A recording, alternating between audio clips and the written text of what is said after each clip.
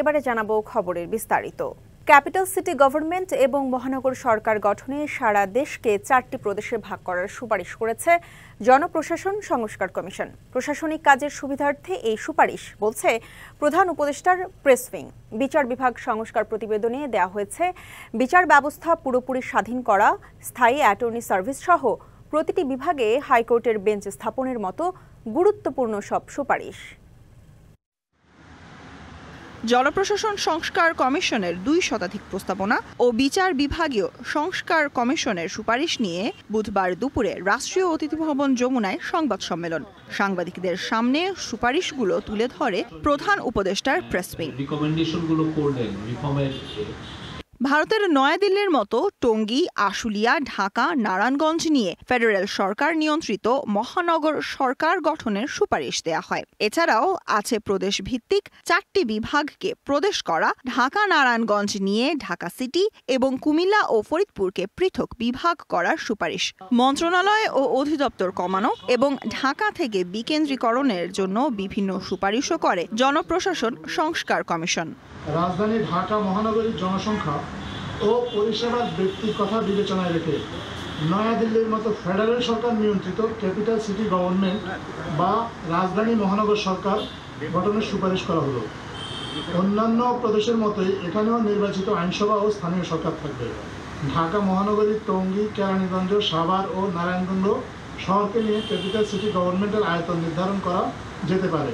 এদিকে বিচার বিভাগ কোনো দিনও স্বাধীন ছিল না মন্তব্য করে একে পুরোপুরি স্বাধীন করার প্রস্তাব দিয়েছে কমিশন। অপরাধীদের ক্ষমা করার ক্ষমতা এককভাবে রাষ্ট্রপতিকে না দেয়া, স্থায়ী অ্যাটর্নি সার্ভিস, ম্যাজিস্ট্রেট কোর্ট উপজেলা পর্যন্ত নেয়া আর বিভাগীয় পর্যায়ে সুপ্রিম কোর্টের স্থায়ী বেঞ্চ স্থাপনের মতো বিভিন্ন গুরুত্বপূর্ণ সুপারিশ করা হয় বিচার বিভাগীয় সংস্কার কমিশনের পক্ষ থেকে। আসলে কার্যত বাংলাদেশের জুডিশিয়ারি কোনোদিনও ইন্ডিপেন্ডেন্ট ছিল না। তো সেই জন্য এই কমিশন বলেছে যে জুডিশিয়ারিকে পুরোপুরি স্বাধীন এবং কার্যকরভাবে স্বাধীন করার ওরা প্রস্তাব দিয়েছে। স্থায়ী অ্যাটর্নি সার্ভিস করার কথা বলেছেন, একটা স্বতন্ত্র তদন্ত সংস্থা করার কথা বলেছেন। সুপ্রিম কোর্টের স্থায়ী বেঞ্চ ওনারা বলেছেন যে এটা ডিভিশনে সেট আপ করার জন্য। পরে সংস্কার কমিশনের প্রস্তাবে রাজনৈতিক দলগুলো ঐক্যমত পোষণ করবেন এমন আশাবাদ রেখে সেটি স্বাক্ষরের পর জুলাই চার্টার করা হবে বলেও জানান প্রেস সচিব। এই জুলাই চার্টারটারই বাস্তবায়ন এই গভর্নমেন্ট কিছু করবেন, পরবর্তী গভর্নমেন্টগুলো এসে করবেন এবং এই বাস্তবায়নের আলোকে নির্ভর করবে এই ইলেকশনটা কি এই বছরের ডিসেম্বরের মধ্যে হবে নাকি আগামী বছর জুনের মধ্যে হবে। Sultana Swarna, DBC news, Dhaka. ফেব্রুয়ারির মধ্যেই আসছে বৈষম্য বিরোধী ছাত্র আন্দোলন ও জাতীয় নাগরিক কমিটির নতুন রাজনৈতিক দল। নতুন এই রাজনৈতিক দল গণমানুষের আকাঙ্ক্ষা পূরণে কাজ করবে বলে জানিয়েছেন ছাত্র জনতার প্রতিনিধিরা। কোনো উপদেষ্টা দলে আসতে চাইলে করতে হবে পদত্যাগ। দল গঠনের লক্ষ্যে এরই মধ্যে শুরু হয়েছে অনলাইন অফলাইনে জনমত জরিপ। জুলাই গণ অভ্যুত্থানের পর থেকে নতুন রাজনৈতিক দল গঠনে জাতীয় নাগরিক কমিটি ও বৈষম্য বিরোধী ছাত্র আন্দোলনকে নিয়ে সামাজিক যোগাযোগ মাধ্যম সহ বিভিন্ন জায়গায় চলছে আলোচনা। ছাত্র তরুণদের নেতৃত্বে নতুন রাজনৈতিক দল আসছে বলে সামাজিক যোগাযোগ মাধ্যমে পোস্ট করেন বৈষম্য বিরোধী ছাত্র আন্দোলনের নেতারা। সব জল্পনা কল্পনার অবসান ঘটিয়ে বৈষম্য বিরোধী ছাত্র আন্দোলনের কেন্দ্রীয় কার্যালয় থেকে আসে নতুন রাজনৈতিক দল গঠনের আনুষ্ঠানিক ঘোষণা। বলা হয় নতুন এই রাজনৈতিক দল হবে জনগণের মতামতের ভিত্তিতে। সেই লক্ষ্যে এরই মধ্যে শুরু হয়েছে জনমত জরিপের কাজও। আমরা গণতান্ত্রিক যে প্রক্রিয়া রয়েছে সেই প্রক্রিয়ার মধ্যে অংশগ্রহণের জন্যই আপনাদের সামনে এই মাসে একটি সুন্দর দল নিয়ে আসা আমরা প্রয়োজনীয়তা অনুভব করছি। উপদেষ্টা হোক বা অন্য কোনো সরকারি বড় কর্মচারী হোক অথবা অন্য কোনো ফরেন অ্যাম্বাসেডর যেই থাকুক না কেন, তারা সেই প্রক্রিয়াটা মেনেই তারপরে দলে অংশগ্রহণ করতে হবে। নতুন যে রাজনৈতিক দলে জনমানুষের আকাঙ্ক্ষার প্রতিফলন ঘটবে সেই লক্ষ্যেই কাজ চলছে বলে জানান বৈষম্য বিরোধী ছাত্র আন্দোলনের আহ্বায়ক। ইতিহাসের প্রতিটি স্তরে স্তরে আমাদের বিদ্যমান রাজনৈতিক কাঠামো আমাদের আশা আকাঙ্ক্ষার প্রতিফলন ঘটাতে ব্যর্থ হয়েছে। আমরা এই ভাবাদর্শিক যেই সংঘর্ষ রয়েছে সেটির ঊর্ধ্বে গিয়ে আমরা রাষ্ট্রের সমস্যাগুলোকে চিহ্নিত করে আমরা প্রবলেম সলভ ওয়েজ একটি স্টেট ক্রিয়েট করতে চাই। কোনোভাবেই আর ফেসিবাদের পুনর্বাসনের সুযোগ দেয়া হবে না বলেও হুঁশিয়ারি দেন ছাত্র জনতার প্রতিনিধিরা। ছাত্রলীগ এবং হাসিনা এটা ক্লোজ চ্যাপ্টার। ইকবাল অনিক, ডিবিসি নিউজ, ঢাকা। নির্বাচনমুখী সংস্কার দিয়ে দ্রুত নির্বাচন দিতে সরকারের প্রতি আহ্বান জানিয়েছেন বিএনপি নেতারা। সংস্কারের নামে বেশি সময় ক্ষেপণ করলে তা দেশের মানুষ মেনে নেবে না বলেও উল্লেখ করেন। তারা বলেন 6 মাসেও সরকার তেমন কোনো সংস্কার করতে পারেনি, আর তাদের কোনো জবাবদিহিতাও নেই। বুধবার জাতীয় প্রেস ক্লাবের সামনে যৌথ বাহিনী কর্তৃক যুবদল নেতার হত্যার বিচারের দাবিতে আয়োজিত প্রতিবাদ সভায় বক্তব্য দেন বিএনপি ও নাগরিক ঐক্যের নেতারা। এ সময় তারা অন্তর্বর্তী সরকারের সমালোচনা করে বলেন 6 মাসেও সরকার তেমন কোনো সংস্কার করতে পারেনি। 6 মাস রাজনৈতিক দলগুলোর সাথে সংস্কার নিয়ে রাজনীতি নিয়ে কোনো কথাবার্তা বলেনি। এই সরকারের একটা মজার ঘটনা হচ্ছে এই সরকারের কোনো জবাবদিহিতা নাই। আপনি প্রশ্ন করবেন, সেই প্রশ্নের জবাব দেওয়ার জন্য কেউ নাই। কেন তৌহিদ মারা গেল, এই জবাব দেওয়ার জন্য সরকারের কেউ আসে। গত 16 বছর ধরে যে পরিস্থিতি ছিল, অন্তর্বর্তীকালীন সরকার আসার পরেও সেই একই পরিস্থিতি বিরাজ করছে বলে মনে করে বিএনপি। এই দেশের স্বাধীনতার পরবর্তী সময় যে পরিস্থিতি ছিল, গত 16 বছর 17 বছর ধরে একই পরিস্থিতি ছিল। এটা আওয়ামী লীগ যদি মনে করে বাংলাদেশে মানুষ আবার তাদের গ্রহণ করবে, এটা তাদের জন্য অনেক বড় ভুল হয়ে যাবে। প্রেস ক্লাবে তোফাজ্জল হোসেন মানিক মিয়া মিলনায়তনে এক আয়োজনে উপস্থিত ছিলেন বিএনপির স্থায়ী কমিটির সদস্য সালাউদ্দিন আহমেদ। এ সময় অন্তর্বর্তী সরকারকে সময় নষ্ট না করে নির্বাচনমুখী সংস্কার দেওয়ার আহ্বান জানান তিনি।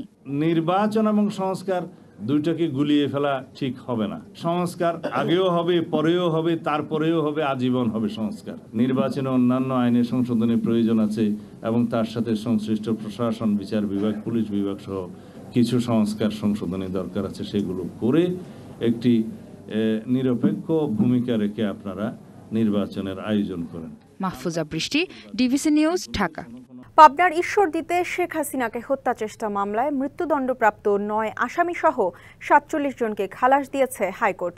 বিচারপতি মোহাম্মদ মাহবুবুল ইসলাম ও বিচারপতি মোহাম্মদ হামিদুর রহমানের দ্বৈত বেঞ্চ এই রায় দেয়।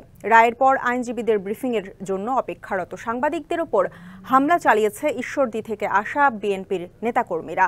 এতে গুরুতর আহত হয়েছেন এটিএন নিউজের senior reporter Javed Akhtar. BNP সরকারের সময় 1994 সালের 23শে সেপ্টেম্বর পাবনার ঈশ্বরদী রেল স্টেশনে আওয়ামী লীগ সভাপতি শেখ হাসিনাকে বহনকারী ট্রেনে বোমা হামলা ও গুলির ঘটনা ঘটে। 1996 সালে আওয়ামী লীগ ক্ষমতা এলে পুনঃতদন্ত শেষে অভিযোগপত্র দেওয়া হয় ঈশ্বরদী বিএনপি, যুবদল ও ছাত্রদলের নেতাকর্মী সহ 52 জনের বিরুদ্ধে। 2019 সালে 3রা জুলাই পাবনার অতিরিক্ত দায়রা জজ আদালতের রায়ে বিএনপির 9 নেতাকর্মীকে মৃত্যুদণ্ড দেওয়া হয়। এছাড়া 25 জনকে যাবজ্জীবন কারাদণ্ড এবং 13 জনকে 10 বছর করে কারাদণ্ড দেওয়া হয়। সেই মামলার মৃত্যুদণ্ডপ্রাপ্ত 9 আসামি সহ 47 জনকে খালাস দিয়েছে হাইকোর্ট। বিচারপতি মোহাম্মদ মাহবুবুল ইসলাম ও বিচারপতি মোহাম্মদ হামিদুর রহমানের দ্বৈত বেঞ্চ এই রায় ঘোষণা করে। রায় ঘোষণার পর দুপুর 12টার দিকে হাইকোর্টের অ্যানেক্স ভবনের সামনে আসামি পক্ষের আইনজীবীদের ব্রিফিংয়ের জন্য অপেক্ষা করছিলেন সাংবাদিকরা। এ সময় সাংবাদিকদের উপর হামলা চালায় ঈশ্বরদী থেকে আসা বিএনপির নেতাকর্মীরা। বিএনপি চেয়ারপারসনের উপদেষ্টা হাবিবুর রহমান হাবিবের উপস্থিতিতে হঠাৎ শতাধিক নেতাকর্মী হট্টগোল শুরু করে। প্রতিবাদ জানালে এক পর্যায়ে সাংবাদিকদের উপর হামলা চালায় তারা। এই ঘটনায় আহত হন এটিএন নিউজের সিনিয়র রিপোর্টার জাবেদ আক্তার। প্রচন্ড রকম মাথায় গলা শুকায় আসতেছে।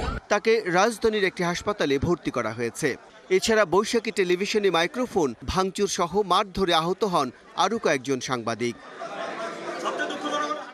ঘটনার প্রতিবাদে তাৎক্ষণিক ব্রিফিং বর্জনের পাশাপাশি অ্যানেক্স চত্বরে বসে পড়েন সাংবাদিকরা। এই ঘটনার সুষ্ঠু বিচার এবং জড়িতদের চিহ্নিত করার দাবি জানান সুপ্রিম কোর্টে কর্মরত সাংবাদিকরা। Bijan Kumar Das, DBC news, Dhaka. জনপ্রশাসন ও বিচার বিভাগ সংস্কার কমিশনের সুপারিশ বাস্তবায়ন হলে অধিকার ফিরে পাবে দেশের মানুষ, একথা বলেছেন প্রধান উপদেষ্টা ডক্টর মোহাম্মদ ইউনূস। বলেন, এই দুই বিভাগের সাথে দেশের সব পর্যায়ের মানুষের সম্পৃক্ততা রয়েছে। দুপুরে জনপ্রশাসন সংস্কার কমিশন ও বিচার বিভাগ সংস্কার কমিশনের প্রধানরা প্রধান উপদেষ্টার কাছে প্রতিবেদন হস্তান্তর করেন।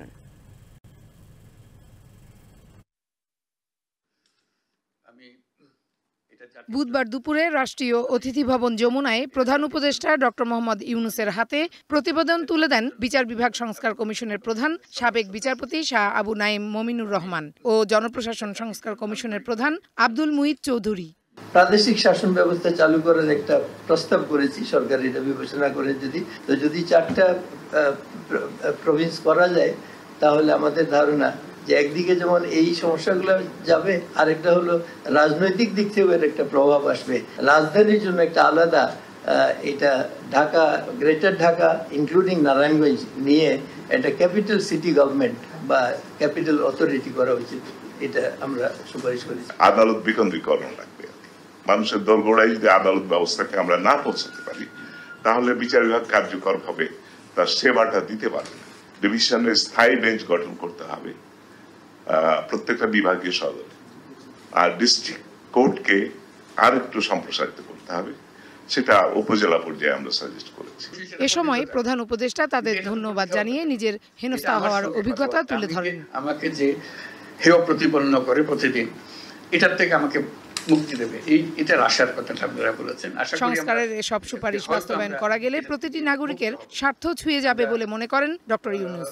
সত্যিকার ভাবে নাগরিক হিসেবে অধিকার ফিরে পাবো, এটাই আমাদের প্রত্যাশা, এবং আপনাদের এই রিপোর্টের মাধ্যমে সে প্রত্যাশা পূরণ হোক। এই ফসল এটা জাতির জন্য একটা স্মরণীয় বিষয়, যে এটা জাতি যেদিকে যাক না কেন এই রেফারেন্স পয়েন্টটা থেকে যাবে, এটার সঙ্গে বিচার করে আমরা ঠিক করবো আমরা কদ্দূর গেলাম। এসব সুপারিশের বিষয়ে রাজনৈতিক দল, সিভিল সোসাইটি একমত হবে বলেও প্রত্যাশা প্রধান উপদেষ্টা। রাজনৈতিক দলের হাতে দিয়ে দেবো, সিভিল সোসাইটি অর্গানাইজেশনের কাছে দিয়ে দেব, যাতে করে তারা একমত হতে পারে যে এগুলো করে ফেলা ভালো। কারণ আমরা মনে করছি আমাদের এখানে আমাদের মাথা নাড়ছি, আমাদের ভালো লাগছে, সবাই যেন এটা মাথা নাড়ে। সংস্কারের এসব সুপারিশমালা ইংরেজিতে অনুবাদ করার আহ্বান জানান ডক্টর মোহাম্মদ ইউনূস। এটার ইংরেজি অনুবাদ হয়ে যাওয়া, কারণ বিশ্বের দরবারে যেতে গেলে সে বিশ্বের ভাষায় আমাদেরকে সেটা নিয়ে আসতে হবে। 8ই আগস্ট সরকার গঠনের পর রাষ্ট্রের বিভিন্ন খাতের সংস্কারের জন্য 6টি কমিশন গঠন করা হয়। এর মধ্যে 15ই জানুয়ারি নির্বাচন কমিশন, দুর্নীতি দমন কমিশন, পুলিশ এবং সংবিধান সংস্কারে গঠিত কমিশন প্রধান উপদেষ্টার কাছে প্রতিবেদন জমা দেয়। Farhana Juthi, DBC news, Dhaka. July গণঅভ্যুত্থান, আজ থেকে ঠিক 6 মাস আগের এই দিনে ছাত্র জনতার তীব্র আন্দোলনের মুখে ক্ষমতা ছেড়ে পালিয়ে যেতে বাধ্য হন স্বৈরশাসক শেখ হাসিনা। তবে ক্ষমতায় টিকে থাকতে আন্দোলন দমনের নামে তারই নির্দেশে নির্বিচারে গণহত্যা চালায় আইনশৃঙ্খলা বাহিনী। সেসব সংগঠিত হত্যা, গণহত্যা সহ মানবতা বিরোধী অপরাধে জড়িত থাকার অভিযোগে 110 জনের বিরুদ্ধে তদন্ত চলছে। একই সাথে আসামিদের বিরুদ্ধে গ্রেপ্তারি পরোয়ানা জারি করেছেন আন্তর্জাতিক অপরাধ ট্রাইব্যুনাল। 2024 সালের 5ই আগস্ট ছাত্র জনতার তীব্র আন্দোলনে কাঁপন ধরে শেখ হাসিনার মসনদে। একে একে বন্ধ হয়ে যায় ক্ষমতায় টিকে থাকার সব পথ। উপায়ন্ত না দেখে 16 বছর একচ্ছত্র ক্ষমতা ধরে রাখা শেখ হাসিনা পালিয়ে যান প্রতিবেশী দেশ ভারতে। এর আগে আন্দোলন দমনের নামে দেশ জুড়ে চলে হত্যাযজ্ঞ, আইনশৃঙ্খলা বাহিনীর নির্বিচার গুলিতে প্রাণ হারান 1,500-এরও বেশি মানুষ। আওয়ামী লীগ সরকার পতনের পর গঠন করা হয় অন্তর্বর্তী সরকার। তবে এই সময়ের মধ্যে পালিয়ে যায় মন্ত্রিসভার বেশিরভাগ সদস্য। সে পথে হাঁটে জুলাই বিপ্লব হত্যায় সরাসরি জড়িত এবং নির্দেশদাতা আইনশৃঙ্খলা বাহিনীর শীর্ষ কর্মকর্তারা। সরকার গঠনের পর গণহত্যার বিচারে আন্তর্জাতিক অপরাধ ট্রাইব্যুনাল পুনর্গঠন করে শুরু হয় বিচার কাজ।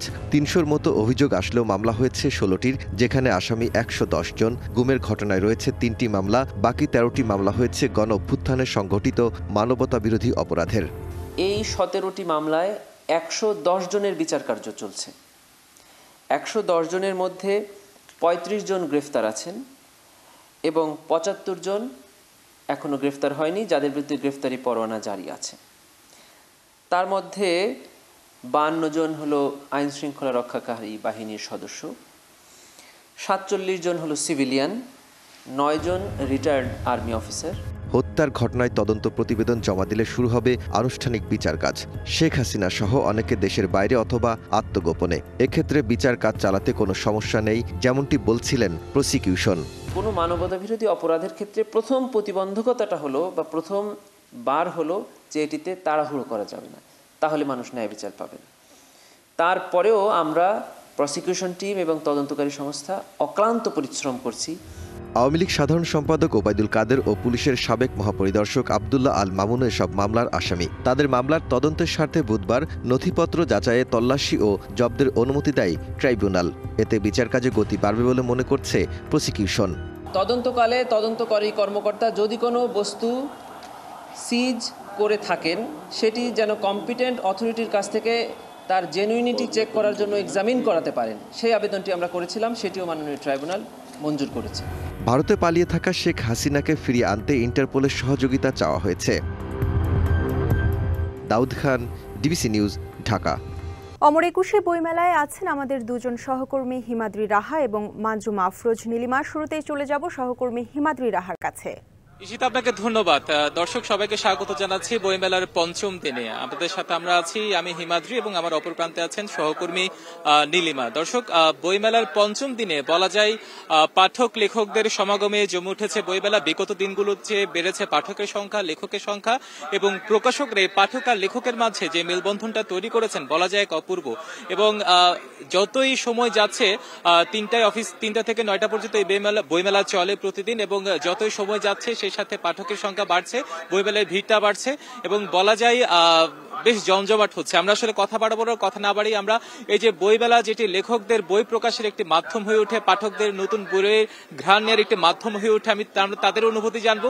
এই মুহূর্তে আমার সাথে একজন লেখক আছেন, গোয়েন্দা লেখক করুণ কুমার বিশ্বাস, তার আমরা অনুভূতি জানার চেষ্টা করব। আপনাকে স্বাগত আমাদের বইমেলায়। সেটি হচ্ছে প্রত্যেক বছরই আপনার বই আসে বইমেলায়, এবার কোন বইটি এসছে এবং কি বই সেটি আমাদের মাধ্যমে যদি একটু দর্শকদের জানান। ধন্যবাদ দাদা। যে আমার যে বই দেখতে পাচ্ছেন, একটি খুনের প্রস্তাব, এটি ডিটেকটিভ অলকেশ রয় সিরিজের একটি বই। এটা পাঞ্জুরি থেকে বেরিয়েছে। সেই সঙ্গে আরেকটি ছোটদের কিশোর একটা সিরিজ রয়েছে, গোয়েন্দা গুবলু, তারও একাধিক্রমে 3টি বই সেখান থেকে বেরিয়েছে পাঞ্জুরি থেকে। আর অলকেশরী আরেকটি বই সিগনেট, এটি বেরিয়েছে অনিন্দ প্রকাশ থেকে। অনন্য থেকে এসছে পানুলাল উধাও, বাবুই প্রকাশ থেকে এসেছে একটি আজব বিড়াল রহস্য। আরেকটি বই দেশ পাবলিকেশনস থেকে, সেটির নাম গোয়েন্দা রোহান বেইসিংয়ে। আরেকটি বই আসবে ব্লাড মানি, এটা এখনো আসেনি, এটা কিন্ডেল বুকস থেকে বেরোবে। তো বেশ কিছু বইয়ের কথা বললাম, প্রায় 6টি বই। কিন্তু উল্লেখযোগ্য যে বিষয়টি সেটি হলো এই যে ডিটেকটিভ বই এবং অ্যাডভেঞ্চার থ্রিলার এই সমস্ত বইয়ের বেশ আমি কাটতি দেখি, এবং আমার পাঠকরা যখন রিপিট পারচেজ করতে আসে, গতবার এসেছে, পড়েছে, আবার এবার কিনতে আসছে, সেটি কিন্তু পরিতৃপ্তিটা একটু ভিন্ন রকম। একজন লেখক হিসেবে বইমেলাটা আপনার কাছে কেমন, তাৎপর্য কি? বইমেলা আমি ঠিক মনে করতে পারি না যে আমার এখন 45 বছর বয়স, তো আমি যখনই ঢাকায় প্রথম পা রেখেছি তখন থেকে বইমেলা আমার কাছে একটা ঈদের আনন্দ, পূজার আনন্দ। আমার কাছে মনে হয়েছে যে বছরে একটি দিনের জন্য কিন্তু আমি অপেক্ষা করে থাকি। এর কারণ শুধু এই নয় যে আমার বই বেরোয় সেই জন্য, সেটা কিন্তু নয়, বরং এখানে যারাই আসে তারা জ্ঞান অর্জন করতে এবং বইয়ের মানুষ বলে আমি মনে করি।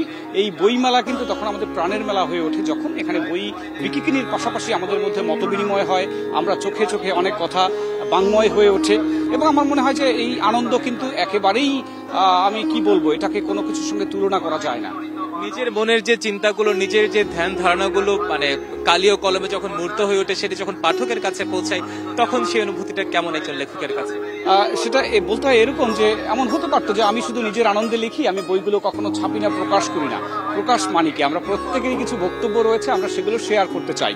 এবং সেটা কিরকম হয় যে আমাদের যে প্রতিবাদী ভাষা হতে পারে, আমাদের কিছু নিজস্ব ভঙ্গি হতে পারে, সেটা যখন আমরা অন্যের মধ্যে ছড়িয়ে দিতে পারি বা চাই, তখন কিন্তু আমরা অন্যের হয়ে উঠি। শুধু স্বার্থপরতা নয়, বরং এই যে মিলিবে মিলাবে, যেটা রবীন্দ্রনাথ ঠাকুর বলেছেন, যে সেই যে একে অপরের মধ্যে যে সেই মনোভঙ্গিটা, সেটা কিন্তু তৈরি হয়। এবং আমার মনে হয় এটা বই লেখার মাধ্যমে সম্ভব, সঙ্গীতের মাধ্যমে সম্ভব, ইভেন কি আঁকাআঁকির মধ্য দিয়েও সম্ভব। নিশ্চয়ই। মাত্র 5 দিন যাচ্ছে, আরো অনেকদিন বাকি আছে আমাদের বইমেলায় ধরতে গেলে। ফেব্রুয়ারি 28 মার্চে আরো 23 দিনের মতো বাকি আছে। সব মিলিয়ে কেমন প্রত্যাশা করছেন বইমেলাকে নিয়ে?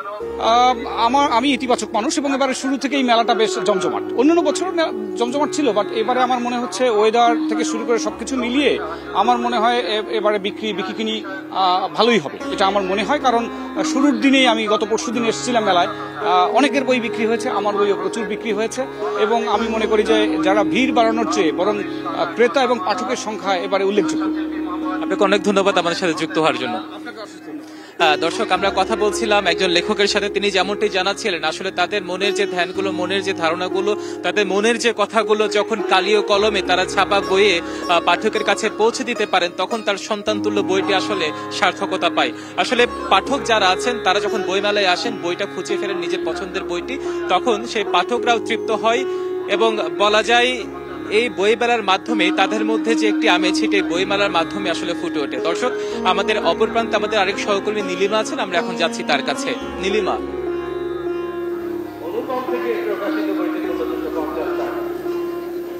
ভাইয়া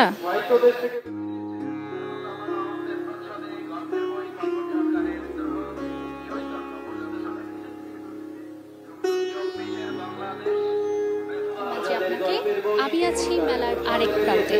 আজ বইমেলার পঞ্চম দিন, দুপুর গড়িয়ে বিকেল এবং বিকেল গড়িয়ে সন্ধ্যা হতে চলেছে এবং ক্রেতা এবং পাঠকদের সমাগমে কিন্তু ধীরে ধীরে মুখর হয়ে উঠছে মেলা প্রাঙ্গণ। কেউ বা এসেছে পরিবার পরিজনের সাথে, কেউ বা তার ভালোবাসার মানুষের সাথে ঘুরতে এসেছে। বন্ধু বান্ধবদেরকে নিয়ে আনন্দের মুহূর্ত কাটাতেই কিন্তু কেউ বেছে নিয়েছে এই মেলা প্রাঙ্গণকে। আমরা এখানে দেখতে পাচ্ছি পাঠক এবং লেখকদের একটা আনন্দ মেলায় পরিণত হয়েছে বইমেলা। এবারের বইমেলার প্রতিপাদ্য বিষয় জুলাইয়ের গণঅভ্যুত্থানকে কেন্দ্র করে এখানে অনেক অনেক নতুন পাঠক এবং নতুন লেখকেরও কিন্তু আবির্ভাব হয়েছে। প্রতিটি পাঠকের জীবনের বাস্তবতা যেমন অন্যরকম, তেমনি প্রতিটি লেখকেরও বাস্তব ভিত্তিক চেতনার রয়েছে সামান্য অদল বদল। এরকম বাস্তব ভিত্তিক একজন লেখকের সাথে আজকে আমরা কথা বলবো। আমরা আমাদের অনুষ্ঠানে আমন্ত্রণ জানাচ্ছি আমাদের লেখিকা, তিনি বাস্তব ভিত্তিক লেখা লিখতে বেশি পছন্দ করেন। তপু, আসসালামু আলাইকুম। আপু, আপনার নতুন বই সম্পর্কে যদি আমাদেরকে কিছু বলতেন। আগে আমি শুরুতে বলি, আমার নতুন বই এবার একটাই বের হয়েছে, যেখানে স্বপ্ন তৈরি হয়, বইটার নাম। এটা একটা সম্পূর্ণ উপন্যাস। হ্যাঁ, তো এই গল্প আসলে আমার এই বইয়ের গল্প অ্যাকচুয়ালি মানে আমার আপনার সবারই জীবনেরই গল্প। হ্যাঁ, কেউ এই জীবনের প্রান্তে দাঁড়িয়ে, কারোর জন্য এই জীবন চলমান, আর কারোর জন্য হয়তো এই জীবন এখন শুধুই স্মৃতিময়, মধুর স্মৃতি আর কি। এখানে আসলে সদ্য বিশ্ববিদ্যালয় ভর্তি কিছু ছেলেমেয়ের গল্প, তাদের সুখ দুঃখ, তাদের আনন্দ বেদনা, স্বপ্ন, প্রেম, ভালোবাসা এবং সফলতা ব্যর্থতার কাহিনী, এবং সেই সফলতা অথবা ব্যর্থতা তাদেরকে একটা সময় কোন প্রান্তে এসে দাঁড় করিয়েছে, আমার গল্প হচ্ছে সেই কাহিনী আর কি। আমার গল্পে বইয়ে সেই কাহিনী, এটা আমার উপন্যাসটা। তো আমরা এভাবেই জীবনভিত্তিক নতুন নতুন গল্প এবং নতুন নতুন লেখা নিয়ে আমরা আজকের এই বইমেলা। আমি এখন চলে যাব হিমাদ্রির কাছে।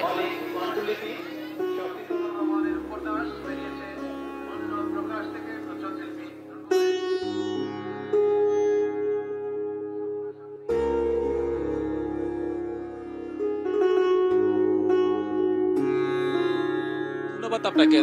দর্শক, যেমনটি বলছিলাম, আজকে বইমেলার পঞ্চম দিনে বেশ জমে উঠেছে বইমেলা। তবে একটি বিষয় আমরা প্রতিদিন যেমন আপনাদেরকে প্রকাশিত বইয়ের সংখ্যাটা জানিয়ে দিই, আজকে এখন পর্যন্ত আমরা প্রকাশিত বইয়ের সংখ্যাটি পাইনি, অর্থাৎ গতকাল পর্যন্ত 92টি বই এখানে প্রকাশিত হয়েছে। অর্থাৎ আমরা বিগত বছরগুলোর তুলনায় যদি বলতে চাই, সেই বই প্রকাশের সংখ্যা কিছুটা কম হলেও প্রকাশকরা যেটি বলছেন, পাঠক প্রিয় বইয়ের প্রকাশনার সংখ্যাটি বেড়েছে। আমরা এখানে যখন ঢুকেছিলাম, প্রকাশকদের সাথে আমরা কথা বলেছিলাম, পাঠকের সাথে কথা বলেছিলাম, লেখকদের সাথে কথা বলেছিলাম। তারা অন্যান্য বারের চেয়ে এবারে বইমেলাটাকে নানান দিক থেকে এগিয়ে রেখেছে, প্রেক্ষাপট বিবেচনায় এবং বইয়ের মান বিবেচনায়। অর্থাৎ বলা যায় এখন 3টা থেকে প্রায় 6টা বাজতে চললো, আরো 3 ঘন্টা বইমেলার সময় আছে। অর্থাৎ সময় যত গড়াবে, অফিস শেষ হলে অফিস থেকে যারা বাসাগামী মানুষ আছেন, তারা যাওয়ার আগে হয়তো বইমেলায় ঢু মেরে যাবেন। যারা বই প্রেমী আছেন, যারা বই পড়তে ভালোবাসেন, কিনতে ভালোবাসেন, তারা এখানে ভিড় জমাবেন। বলা যাচ্ছে সময় যত বাড়বে, বইমেলায় ভিড় আরো বাড়বে। ঈশিতা। হিমাদ্রি রাহা এবং মানজুমা আফরোজ নীলিমা ছিলেন বইমেলায়। আমরা এতক্ষণ সরাসরি যুক্ত ছিলাম তাদের সাথে। মাওলানা জুবাইরপন্থীদের ইজতেমার দ্বিতীয় ভাগের আখেরি মোনাজাতে মহান স্রষ্টার দরবারে মুসলিম উম্মার শান্তি, কল্যাণ ও সমৃদ্ধি কামনা করলেন 22 জেলা থেকে আসা মুসল্লিরা। যুদ্ধ হানাহানি থেকে মুক্ত হয়ে বিশ্বের সব মানুষ যেন শান্তিতে বসবাস করতে পারে, মোনাজাতে ছিল সেই আকুতি।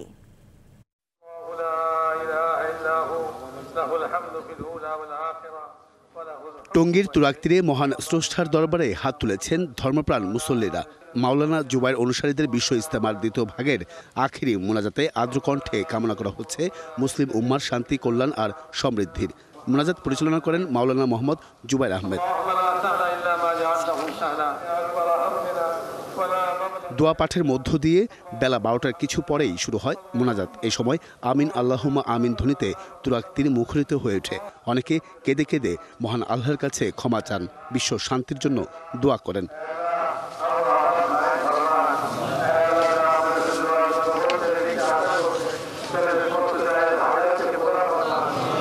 ময়দানে তিল ধারণের ঠাঁই না থাকায় অনেকে মোনাজাত করেন বিভিন্ন সড়ক ও আশপাশের বাড়ির ছাদ থেকে।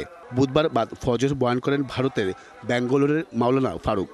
আমরা কোনো পন্থী বুঝি না, আমরা আল্লাহ এবং আল্লাহ রাসূলকে চিনি, আল্লাহ রাসূলকে বুঝি। আমরা হিংসাহিংসি চাই না, মারামারি চাই না, এবং আল্লাহ যে যে হুকুম করেছেন সে সমস্ত হুকুমগুলো যেন আমরা পরিপূর্ণ আদায় করতে পারি।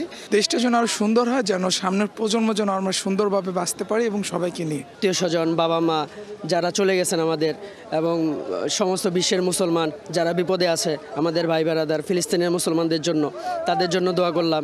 দেশে যত ষড়যন্ত্র আছে আল্লাহ তাআলা যেন দেশকে ষড়যন্ত্র থেকে মুক্তি দেয়। মাওলানাকে সংস্পর্শে একটু মনের পরিবর্তন হয় এবং তারা যে দিক নির্দেশনা যায় ওই দিক নির্দেশনা অনুযায়ী আমরা বাড়িতে যাই আমল করার চেষ্টা করব। এই পর্যন্ত ইজতেমা ময়দানে মৃত্যু হয়েছে 9 জন মুসল্লির। আগামী 14 তারিখ থেকে আবারও শুরু হচ্ছে বিশ্ব ইজতেমার দ্বিতীয় পর্ব। এইখান থেকে মুসল্লিরা যে শিক্ষা অর্জন করেছেন তা গণমানুষের কাছে পৌঁছে দিতে কাজ করে যাবেন। তাদের উদ্দেশ্য আল্লাহ তাআলার সন্তুষ্টি লাভ এবং পরকালের মুক্তি। বিশ্ব ইজতেমা ময়দান থেকে আরিফুল ইসলাম, ডিবিসি নিউজ, টঙ্গী, গাজীপুর। বিপিএলে যেন কোথাও নেই জাতীয় দলের অধিনায়ক নাজমুল শান্ত। ফরচুন বরিশাল 12 ম্যাচ খেলে ফেললেও মাত্র 5 ম্যাচে সুযোগ পেয়েছেন শান্ত। টিম কম্বিনেশনের কারণে সুযোগ পাননি শান্ত, বলছেন বরিশাল কোচ মিজানুর রহমান বাবুল। তাই তো কোচ মোহাম্মদ সালাউদ্দিন আর সোহেল ইসলামের অধীনে ঘাম ঝরাচ্ছেন জাতীয় দলের অধিনায়ক। বিপিএলের ফাইনালিস্ট ফরচুন বরিশাল প্র্যাকটিস করছে একদিকে, আরেকদিকে ব্যক্তিগত অনুশীলনে ব্যস্ত জাতীয় দলের অধিনায়ক নাজমুল হোসেন শান্ত। দলের একাদশের সুযোগ পাচ্ছেন না। চ্যাম্পিয়ন্স ট্রফির অধিনায়ক পারবেন তো ব্যাট হাতে জাতীয় দলের জন্য জ্বলে উঠতে? ওয়ানডেতে নাজমুল শান্তর স্ট্যাটস নিয়ে কোনো সন্দেহ থাকার কথা নয়, তবে ম্যাচ এনভায়রনমেন্টের একটা বিষয় থেকে যায়। ফরম্যাট ভিন্ন হলেও দলের থেকে একাদশে জায়গা না পাওয়া মানসিকভাবে করে দিতে পারে ডাউন। সেটা নিয়ে অবশ্য চিন্তিত নয় ফরচুন বরিশাল কোচ মিজানুর রহমান বাবুল। দুই ফরম্যাটের খেলা, একটা T20 খেলবে আর একটা 50 ওভার্স খেলবে। সো দুইটার খেলাই আলাদা। তার এই ফরম্যাটে খেলতে এসে হয়তো কিছুটা সমস্যা হয়েছে। মানসিকভাবে খারাপ অবস্থায় আছেন কিনা শান্ত সেটা বলা মুশকিল, তবে চ্যাম্পিয়ন্স ট্রফিতে দলের হয়ে সেটা উজাড় করে দেওয়ার চেষ্টাতে কমতি রাখতে চান না। তাই তো জাতীয় দলের কোচ মোহাম্মদ সালাউদ্দিন আর বিসিবি কোচ সোহেলের অধীনে করছেন কঠোর পরিশ্রম। শান্ত যেই টাইপের প্লেয়ার, এটা যে কোনো সময় কামব্যাক করবে আশা করি, এবং বাংলাদেশ টিমকে এই সামনে যে চ্যাম্পিয়ন্স ট্রফি হবে সে অধিনায়কত্ব করবে, এবং বাংলাদেশ টিমের সামনে থেকেই সে অ্যাজ এ ব্যাটার আমি আশা করি যে সে লিড করবে। বিপিএল এর কোয়ালিফায়ারের সেরা 2 নিশ্চিত করা ফরচুন বরিশালের সুযোগ ছিল শেষ দিকে শান্তকে আরও একটা সুযোগ দেওয়ার। টিম কম্বিনেশন না ভাঙতে সেই পথে হাঁটেনি দল। সো এই কম্বিনেশনে হয়তো কেউ খেলতে পারছে, কেউ খেলতে পারছে না। সো মামলা Rashid, DBC news, Dhaka. DBC সংবাদে এই ছিল এখনকার মতো। ডিবিসি নিউজের সংবাদগুলো পড়তে ভিজিট করুন dbcnews.tv আর ভিজিট করুন ডিবিসি নিউজের ফেসবুক পেজ এবং ইউটিউব চ্যানেল। ডিবিসির সঙ্গেই থাকুন।